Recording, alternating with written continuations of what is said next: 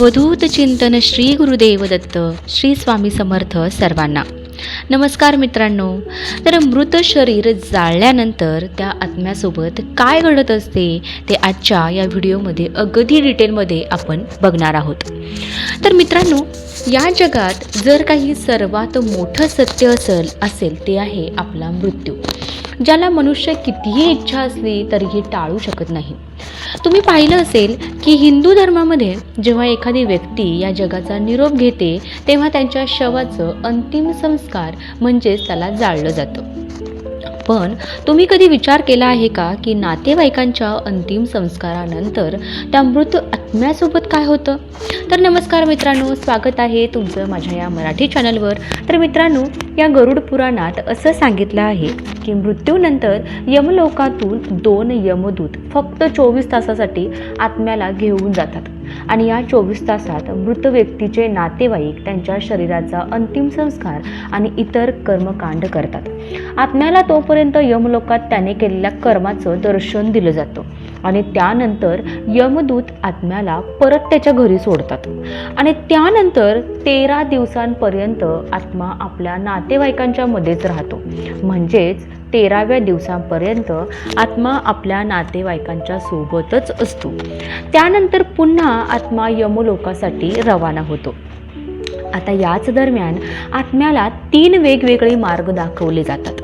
आता या मार्गांपैकी कोणत्या मार्गावर आत्म्याला पाठवले जाईल हे त्याने केलेल्या कर्मावर ठरवलं जातं.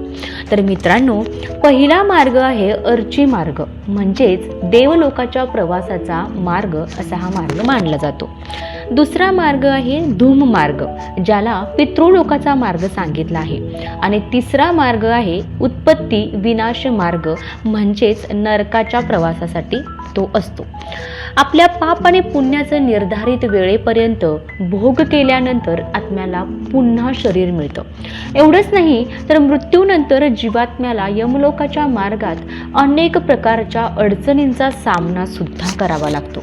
आणि याच अडचणींपैकी एक आहे यमलोकाच्या मार्गावर लागणारी वैतरणी नदी. असं मानलं जातं की पुण्यात्मा या नदीला खूप सहजपणे पार पाडतो, पण पापी आत्म्यांना या नदीत खूप त्रास भोगावा लागतो.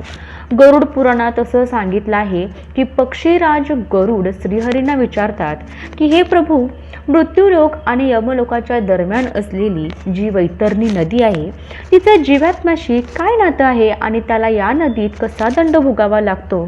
याचं उत्तर देताना भगवान श्रीहरी त्यांना म्हणतात की हे गरुड, जोही पापी आत्मा या नदीत प्रवेश करतो त्याला रक्तासारख्या जलपात्रात ठेवलेला तुपासारखे तापवले जाते आणि या नदीचं रक्तासारखं पाणी हे कीटक आणि वज्रासारख्या सोंड असलेल्या प्राण्यांनी भरलेलं असतं.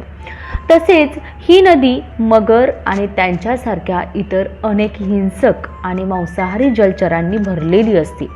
नदीत पापी आत्मा प्रवेश करताच बाहेरच्या सूर्याच्या उष्णतेसारखं तो तापायला लागतो आणि त्या महातापामुळं पापी व्यक्ती जोरात ओरडत करुणेनं विलाप करू लागतो. जेव्हा ही उष्णता त्याला सहन होत नाही तेव्हा ती दुरात्मा त्या भयंकर रक्तासारख्या जलात डुंबायला लागते. तर मित्रांनो, ज्या लोकांनी त्यांच्या जीवनात पाप केलेले असतात त्यांना नरकात पाठवले जाते आणि त्याच वेळी जे चांगले कर्म करतात त्यांना स्वर्गाची प्राप्ती होते. तर वाईट कर्म करणाऱ्यांना नरकात शिक्षा दिली जाते, तर चांगले कर्म करणाऱ्यांना स्वर्गात सर्व प्रकारच्या सुखसुविधांसह ठेवले जाते. गरुड पुराणात असं सांगितलं आहे की ज्या आत्म्यांना स्वर्गात स्थान मिळतं त्यांना यमराज स्वतः आपल्या भवनातून स्वर्गाच्या दारापर्यंत सोडायला जातात. तिथे अप्सरा त्यांचं स्वागत करतात. तर जे लोक फक्त स्वतःच्या फायद्यासाठी जगतात आणि आयुष्यभर दुसऱ्यांचं वाईट करत असतात त्यांना नरकात स्थान मिळतं. तर आपल्या गरुड पुराणात वेगवेगळ्या नरकांचाही उल्लेख केलेला आहे, जिथे मृतात्म्याला शिक्षाही सुद्धा दिली जाते. आता याशिवाय गरुड पुराणात असिपत्र व नरकाचा उल्लेख केला आहे. आता हा नरक त्या पती पत्न्यांच्या आत्म्यासाठी आहे जे आपल्या जोडीदाराला फक्त फायद्यासाठी किंवा उपयोगी वस्तू म्हणून बघतात. या नरकात त्यांच्या आत्म्यांना मारलं जातं. हा चक्र खूप वेगाने चालतो.